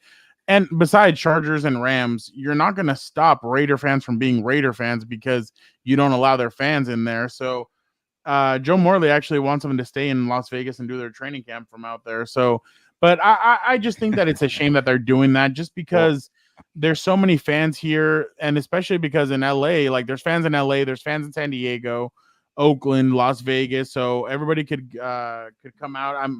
I think they would actually have to shoo people away, Gilbert, if I'm being completely honest. I think if fans, like the first day of training camp, if they allow fans, they're gonna have to shoo fans away because there's just gonna be way too many people. Do it for a week to do something. That's what I'm saying. Like, they need to do something, like, especially because come on, that's terrible. And if they're not gonna allow it, then the Raiders should do something right by the Saints. Hold an event out, like outside of the training camp, and maybe take some players over there and have them sign autographs and meet fans or do something to that extent. But I just think it's terrible if they don't allow either fans to go there because it's a shame. And we've seen that the Saints have a lot of fans in Southern California. So don't be like that. You're not going to gain anything. You're not going to lose anything if the Raiders and Saints have their fans there. So it just, they never opened up training camp? Really? Well, that was under that was under the old regime. So that's also the thing. And then, I mean, I'll say this in terms of, and I agree with Mark Matlock. I think you also have to think about business in terms of here. Like, we're talking about, what it's going to do for Costa Mesa. Like, the Raiders, are donating money to improve, they're putting in locker rooms there. They're putting new field in there. So, and also you're talking about what it can do for, the city of Costa Mesa, what it will bring, the businesses, that also helps there. I just think you're missing an opportunity. Also, you want all these teams. I've also heard that before the Raiders got Costa Mesa, the Texans were also looking to move to Costa Mesa as well. So teams want to move out to California for their training camp, you should allow them to. And if you're going to do that, you should open it up to fans to be able to come and see their team. And, to Joe Morley's point as well, he likes it because not a lot of Raider fans are allowed to, to show up. And so he's able, because he probably has credential, he's able to go and see. But I know for a lot of Raider fans, this is the only time they're going to, especially for those who live in Southern California, this is the only time they're going to get to see those players. So for me, I think it's an opportunity lost. So, kind of moving on, guys, the NFL leaked a couple of games, and so I kind of wanted to get your guys' thoughts on it. Fernando, we saw that the Ravens are opening up against the Chiefs at home. I mean, for the Chiefs, and then the Cowboys at the Browns. Is there a game that you kind of want to see, now that, we haven't heard Monday Night Football or Sunday Night Football, and one of the matchups I know you from the past that you've talked about that you never want to see again is Cowboys and Giants. Is there one that's still out there that, could be a possibility for you that you want to see in week 1? Shoot. I can give you some day. You could have Atlanta going to Minnesota for the Kirk Cousins Bowl. You could have the Broncos, the Steelers at the Broncos, kind of see what Russell Wilson does. I think one of them could be not Cowboys is gone now. You could have the Jets and Dolphins. There's some other good matchups, like 49ers, Rams. Would you want to see a divisional? Maybe even, Chargers and Chargers and Bengals was another one I saw from what was it, from Rich Eisen today. That would be an interesting Monday night game, but you know what? The only reason why I want to see Dolphins versus the Jets is because I want to see what 49ers Lions would actually be a really good one. Wow, look at Joe Morley. Oh wow. Okay, Athir wants Chargers at Falcons. That actually would be a good one. Week 1 right off the bat to test them, but shoot. Yeah, I'm gonna go with the Dolphins. I want to see what Aaron Rodgers has. I want to see, is he still the same Aaron Rodgers as he was before, because we only got 4 plays of him, or is he the Aaron Rodgers that's basically done and he's on the way out? So yeah, give me the Dolphins and the Jets. I want to see right off the gate what Aaron Rodgers is gonna look like. But the only reason why that Cowboys and Browns game interests me is because I want to hear how Tom Brady is on the telecast. That's going to be his first game on the telecast, so I'm interested to see how Tom Brady does, and has he put the same amount of work excuse me, that he did when he played the game to now he's gonna do the same when it comes to being a commentator. So I'm good with either one of those. 49ers and Jets would actually be a fun one as well. God, Joe's on it, but Gilbert, go ahead. My bad. Yeah, I'm with you guys with getting the 49ers somehow on a primetime game for week 1. They made it to the Super Bowl. Like, what can they do to? It's getting to the point like with the 49ers, like, how many shots are you going to take now? Because, like, you keep getting close and you don't come through. Eventually, you blow the thing up. So could this be the final push for the 49ers? Christian McCaffrey's getting older. You got to figure out between Debo or Ayuk. So I kind of like this, last push storyline for the 49ers. And it would have been nice to see Chiefs 49ers out the gate, but that's maybe a little too soon. We're going to get Chiefs Ravens anyways. But how about how about the 49ers against Josh Allen and the Bills? Josh Allen has like a new team now. Speaking about having a push, that core group is over with. So, give me Josh Allen without Stephon Diggs, Josh Allen and a bunch of new guys. Are you still going to be that same team? We're going to find out very quickly if you play the 49ers. So, actually, I was looking at the 49ers schedule. They have a very difficult schedule. They do. They're loaded, though. They're a good team. But you keep trying to climb that mountain and you keep going back down, and to do it all over again and facing those teams, it could be difficult. Yeah, and they have 3 receivers that are very similar. That's going to be interesting to watch. They're planning for the future. I feel that's why they drafted the kid, so one could go. Yeah, and I was gonna say, I wouldn't be surprised if their schedule looks like the Jets schedule and what we saw last year, where 9 out of the 10 were really, really hard. But I'll give you one here just for me personally that I was thinking about, and it goes to what Joe Morley said with Texans and Lions. Last week I kind of mentioned Texans and Bears. I kind of want to see anything with the Texans. I know they kind of got screwed last year where they didn't have any primetime game until they got to the playoffs. So I kind of want to see, Cowboys and no, not Cowboys, sorry, Texans with anybody. I mean, it could even be the 49ers. I just want to see what that team can do. And as to with Fernando said, they have a lot of expectations with that team. I kind of want to see how the rest of their offseason goes, because I think a lot of people think, kind of like how we talked about the Seahawks last year, where everybody thought they might be the third best team in the NFC, and I didn't buy the hype. I think I'm in that same boat with the Texans. I am excited for their offense, but I want to see what they do the rest of the way. But I think the Texans deserve a good matchup, and they should be on prime time. So yeah, that's going to be definitely interesting. But Gilbert, you ready to go?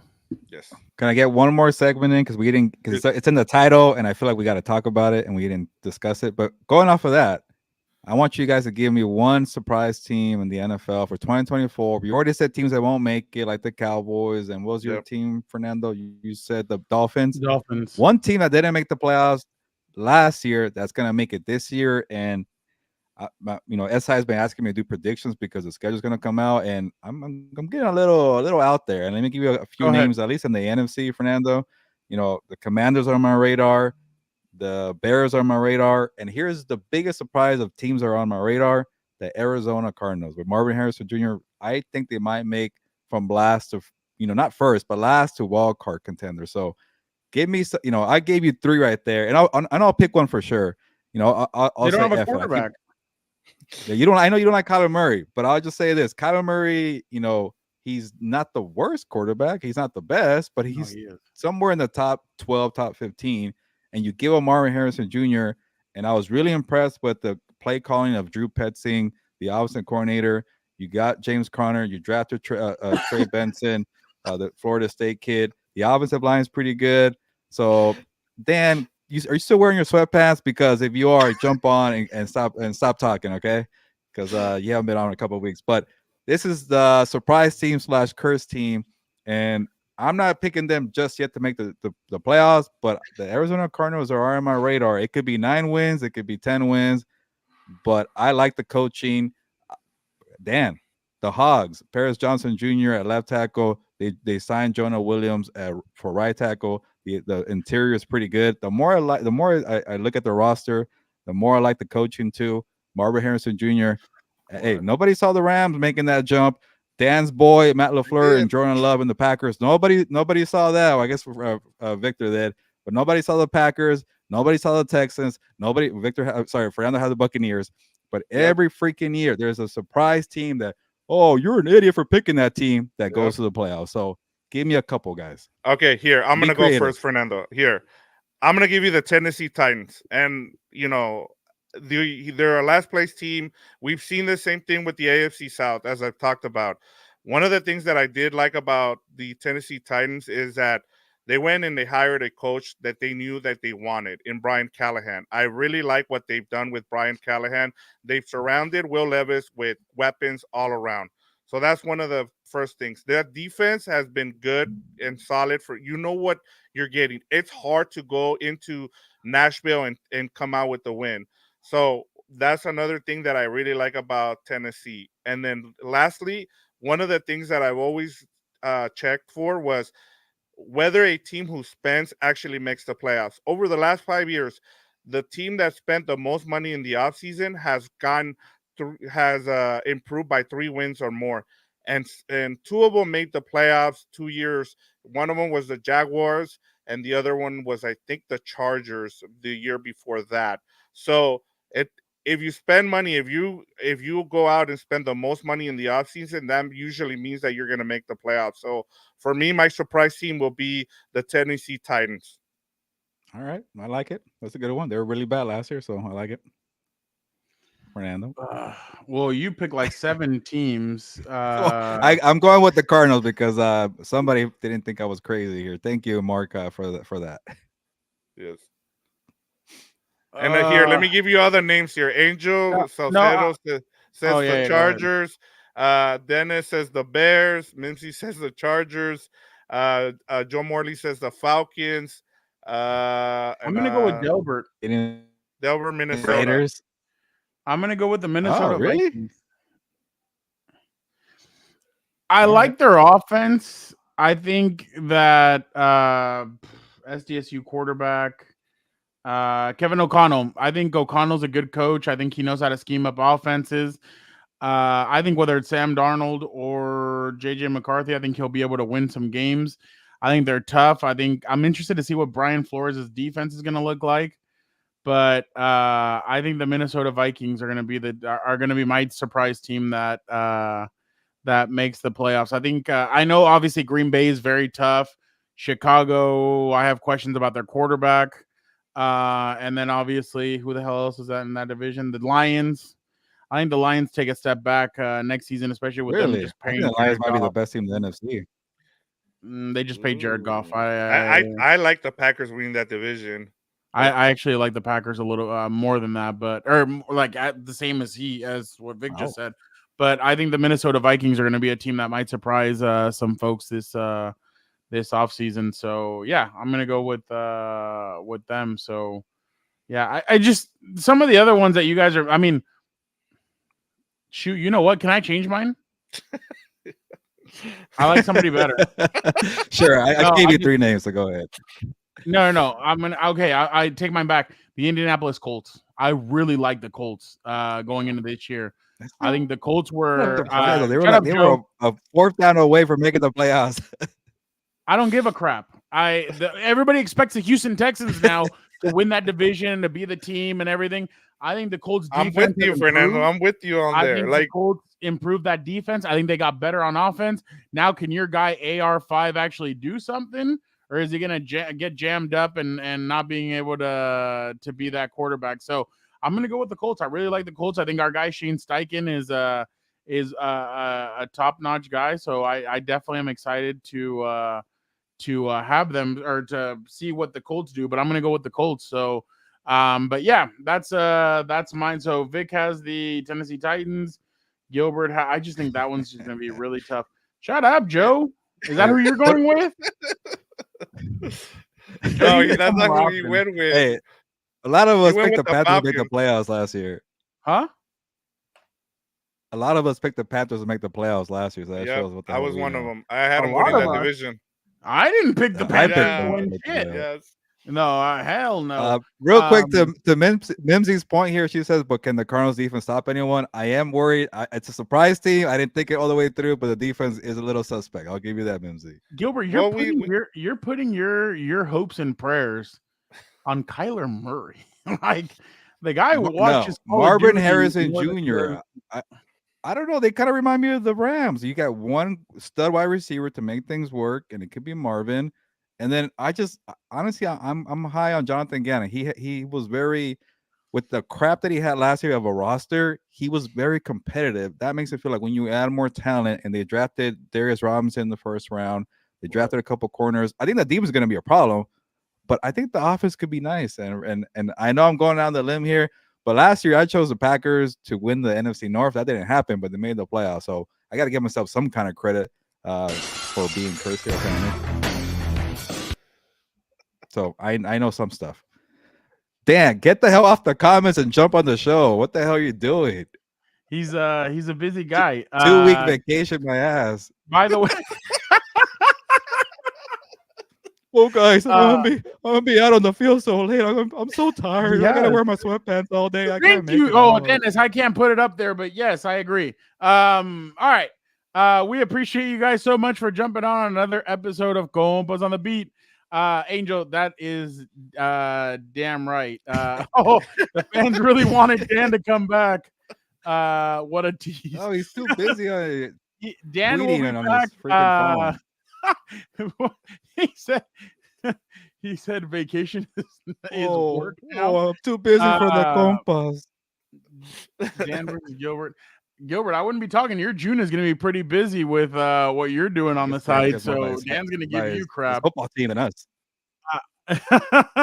but make sure you guys tune in next week. Next week is the much anticipated return of Dan and Dago. So we'll do all that. We'll get his thoughts. I have some good stuff for Dan.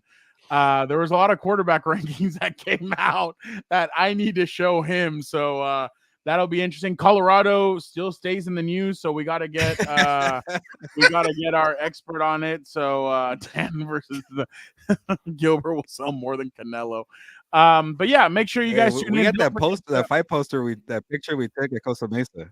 Oh yeah, that was a good one a couple of years ago. Yeah. Go ahead, Fernando. No, you're good. Make sure you guys subscribe to the newsletter. That'll be out this Thursday, so make sure you guys subscribe to that. Make sure you guys hit the little notification button on the YouTubes so that we can so that you're notified when we go live, when videos drop, all that good stuff. Like Gilbert said, we have a lot of cool stuff coming up. There's some fights coming up that we should be a part of. We will be a part of. So make sure you guys are tuned into that. Make sure you guys follow us on Instagram as well at Compas on the Beat. We've been really going up on there. So make sure you guys tune into that. And also, don't forget Wednesday, Gilbert and Vic will be going live to talk about the schedule. Dan still won't be back, so I am thinking about doing a little beat writer roundtable to talk about the schedule with some of these guys, but I don't know what their schedules is like. I'll be asking them. So don't if nothing happens, then I wasn't able to do anything. But make sure you guys stay tuned for What's Up Bolts, because I might be getting the guys together and seeing what they think of the schedule. I just don't know what the time will be yet. But yeah, make sure you guys tune into everything else. I was given an indication that supposedly Compas FC will be back soon. So we'll see about that. Yeah, supposedly. But there's a lot of good stuff happening. There's a lot of rumors about potential players that could be going to San Diego FC. So that's exciting to see. Sergio Ramos, Kevin De Bruyne, Chucky Lozano. Well, that one. Marco Fabian. Huh? What do you say? Marco Fabian. This guy. Marco Fabian. Stop with that crap. Oh, From people want Jeff Miller. Yeah, that might be that might be. You know what, Gilbert? Real quick, I don't know if the schedule is going to be as provocative as it has been in years past. What will they do to top it? Yeah, can they top it? I don't know. Do they keep it going with anime? That's a good question. I don't know if somebody wants it topped. If I'm being completely honest. There's a new sheriff in town. I don't know if they're gonna want all that. Can I give a question for What's Up Bolts? How many primetime games do the Chargers get? Like, do they get 6?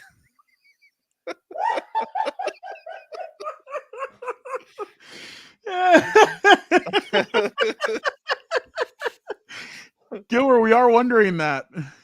Yeah. He's staying quiet. Best friend is it Dan and Dago?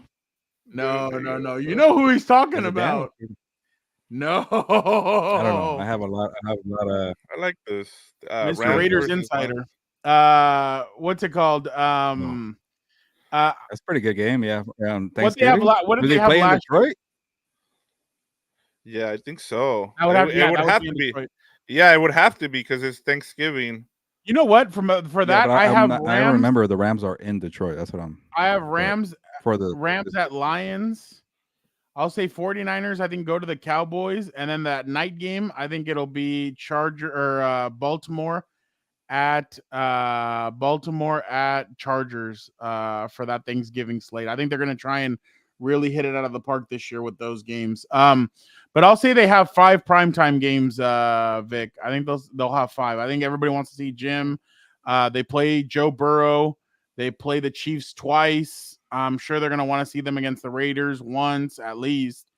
And then obviously they also have the Baltimore Ravens. So I think it's going to be about 5, to be completely honest. Last year with Staley, they gave him 6.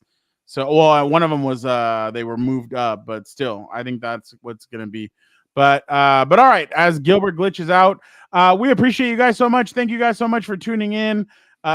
Freaking Joe Morley. But thank you guys so much. We will be back next week. Dan and Dago will be back. Don't forget to check out House of Horns. Don't forget to check out What's Up Bolts. Don't forget to check out everything else on Compas on the Beat Network. Don't forget to subscribe to the newsletter. Thank you guys so much. But for the time being, ¿sabes qué, Gilbert? Vámonos. My Wi-Fi sucks, but so do my predictions apparently. But on that note, ya nos vamos, pues, vámonos. Hopefully you got that.